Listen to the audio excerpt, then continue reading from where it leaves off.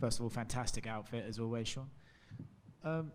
When you joined the UFC and started the Sugar Show, as you said, you always pictured nights, I imagine, that shone out from the rest of the sport.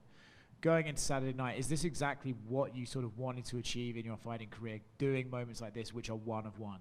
Hell yeah. This is exactly, I mean, yeah, looking back, 2017, 2018, I was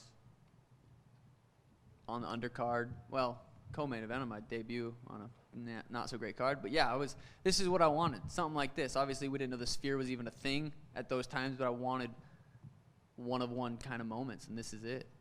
You have got to take a look inside the Sphere, I understand, right? So Wrong, brother. Oh. I haven't. I went down to Dana's little office area. They got their idea room and stuff, so that's where I kind of checked out the Sphere.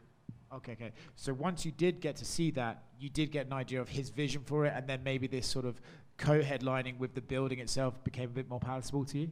Hell yeah. Yeah, Dana gave me goosebumps just talking about it. It was talking to Dana about anything off camera. He's the same, kind of just fired up, super inspirational to be around. But yeah, once he kind of showed me his vision of it, how much effort he's put into this, and how much work the UFC and everyone's put into this, it really gives you a different perspective on how crazy of an event this is going to be. You're also a guy who likes to sort of in picture moments, right, that you achieve, whether it be a highlight fight finish or something like that. When you view your own walkout in this environment, how excited are you to be able to watch that back after the fight and sort of see that moment?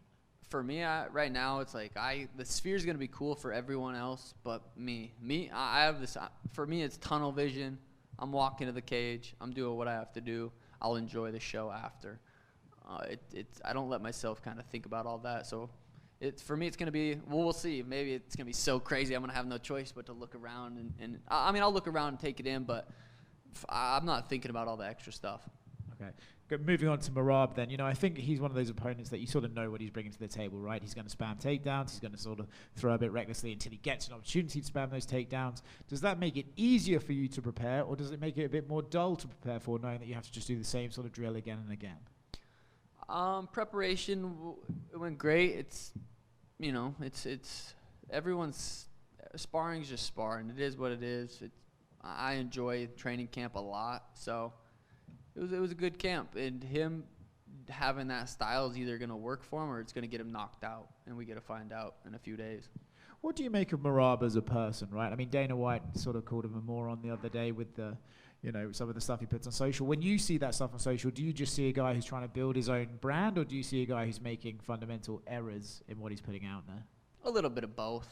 Mostly stupidity. I mean, the dude jumped. He didn't know what ice was. He jumped. He didn't know if water got cold and that cold that it turns to ice. He jumped in ice onto his head.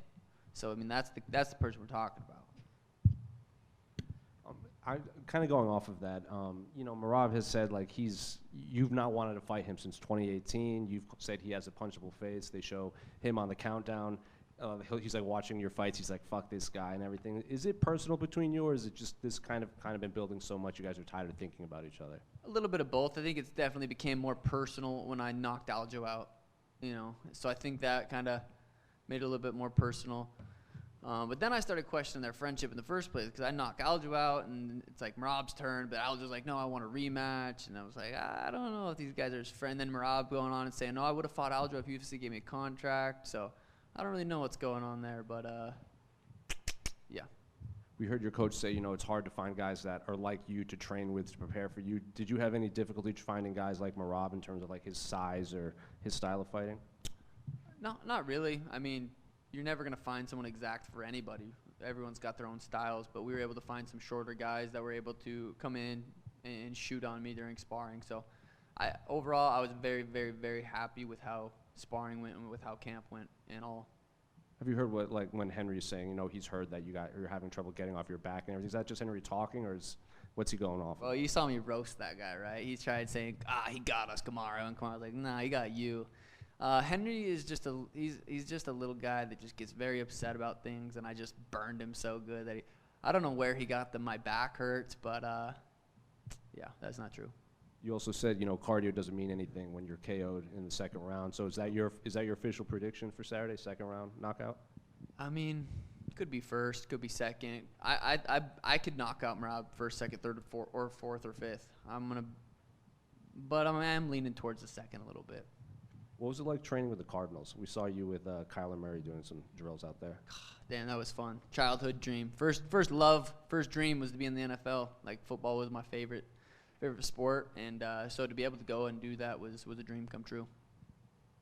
Sean, right over here. Andreas from ESPN. We all know that Conor's been like the biggest star in the UFC, but should you perform what you think you're going to do on Saturday night, how close do you think you are to getting to that level of star power? Yeah. I think I'm very close. I think Conor's still got one more big fight in him because there's a big question mark. Like, what can Conor come back? Can he actually beat Chandler? So I think Conor's got one more huge fight. If he goes out there and loses his next fight, it'll be like 6 in a row or something. It's got to die down eventually. Maybe not. That just tests how big of a star he is. But I would assume he goes out there. If he loses, I'm there. I'm the guy. I'm the number one. Coming off of that, what do you bring that's unique that Conor doesn't bring? Like, what do you think your appeal is to fans, not just of MMA fans, but fans that are casual fans of the sport? I bring fights. I fight often. So I think that's what it is right now. Conor was good on the mic. The accent, the words that he chose, he was very good on the mic. Performances, he had a couple good performances. But I'm consistent right now. I'm fighting a lot, so that's what I bring. Last thing for me, I know there was a time that you talked about boxing. Have you pushed that to the back? Are you still considering one day to get into the boxing ring? Someday. Yeah. Right now, it's not a focus at all. Like, Merab's the focus. I have big fights after. I mean, I've said Ilya, I've said Max, there's Umnar, there's Figgy. There's a lot of options for me right now that I don't think it's that time. But there will be a time when it's, Conor Floyd was requested by the fans. There's gonna be, if I go out there and keep knocking people out, it's going to be intriguing. Sean, over here. What are your thoughts on Merab embracing the Mexican fans and culture these past couple of months? Do you think that's more of a promotional move by him to just try and get people to sway towards him? Yeah, the dude pretends to be Georgian, then he pretends to be American, now he pretends to be Mexican. He's all over the place, but he's doing his best. Can't hate on it.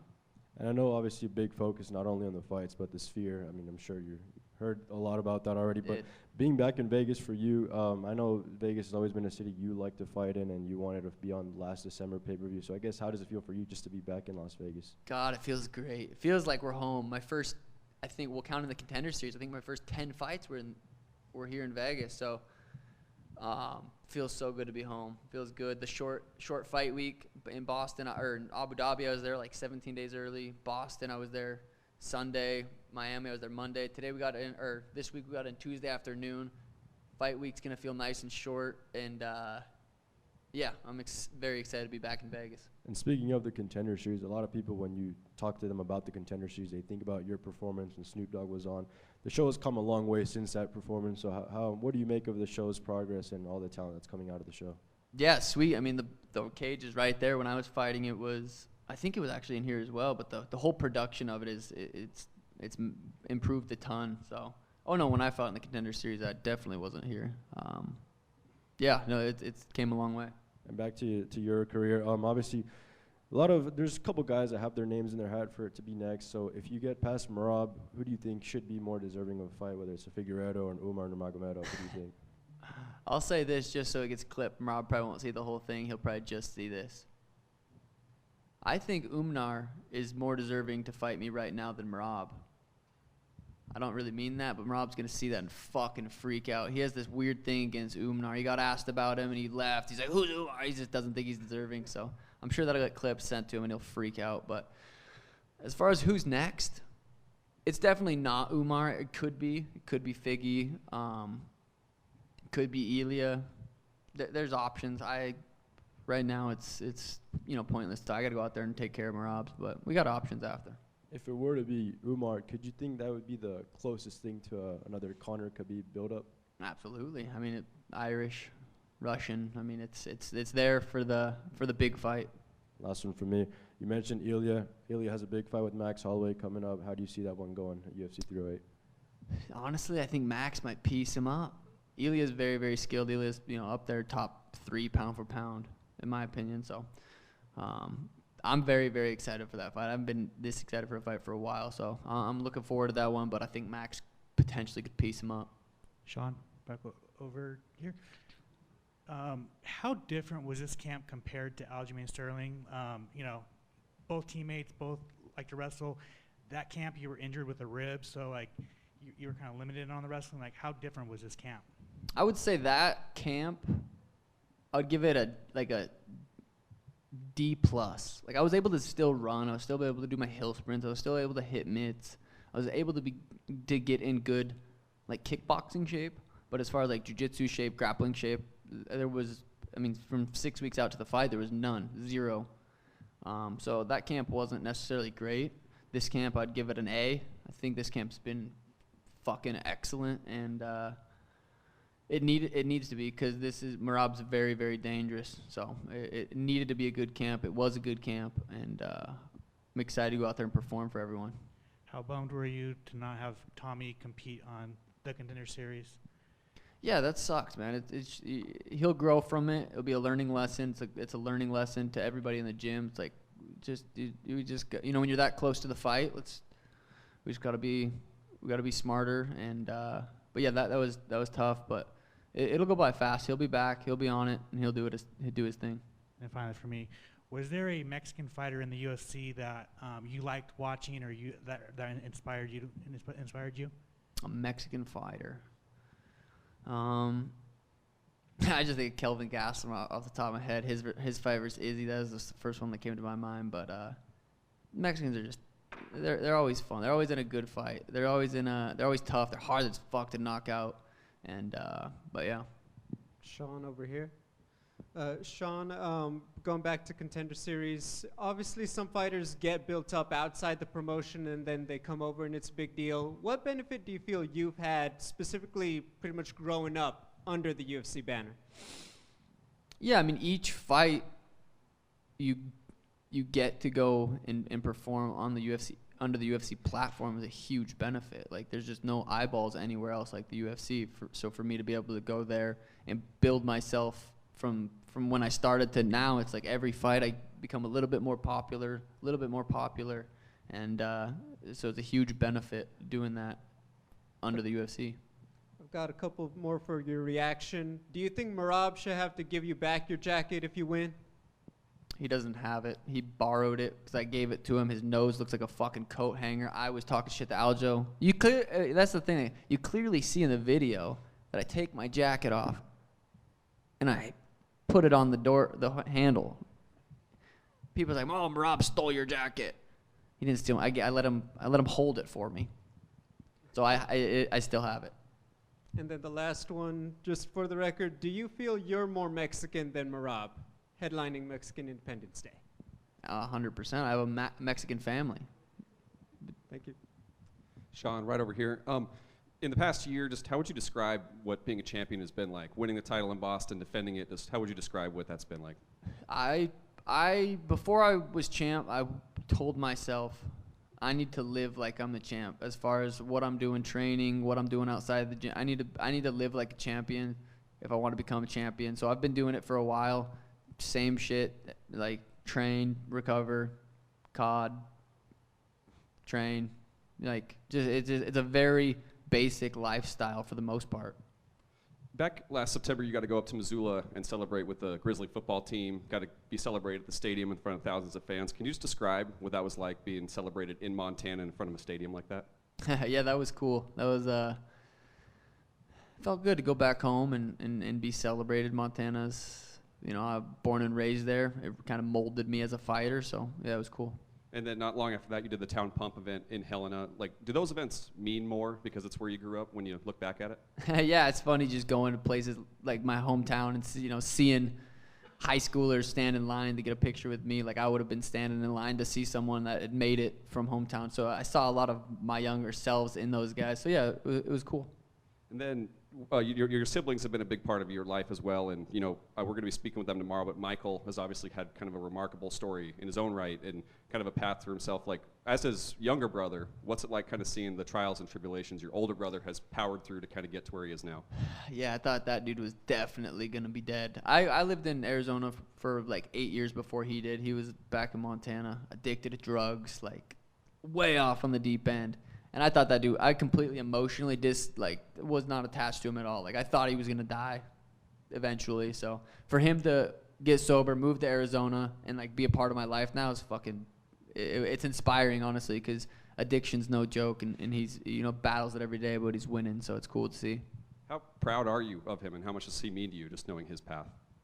Very proud of him. Last one for me. Obviously, you talked about Tommy McMillan. Just what can you say about him as a fighter? Another up-and-coming Montana guy. Just how would you describe just his ability as an undefeated pro? Yeah, Tommy's very durable, very fucking skilled, good mindset, and I'm excited to watch his career play out. Thanks, Sean. Sean, you said you ranked Ilya top 3 pound for pound. Where do you feel that you rank in your own pound for pound? Number 1, of course. All right, then who's number 2? John Jones. He's got fucking dogs. He shoots guns. No, I'm joking. Sean, one more, please. Yeah. Who would be your dream artist to perform a concert at the Sphere? Damn, dream artist. That's tricky because there's so many, but I know that Mexican OT is coming out to support, so that's dope. Hey, great choice. Thank you, man. Yep. Peace.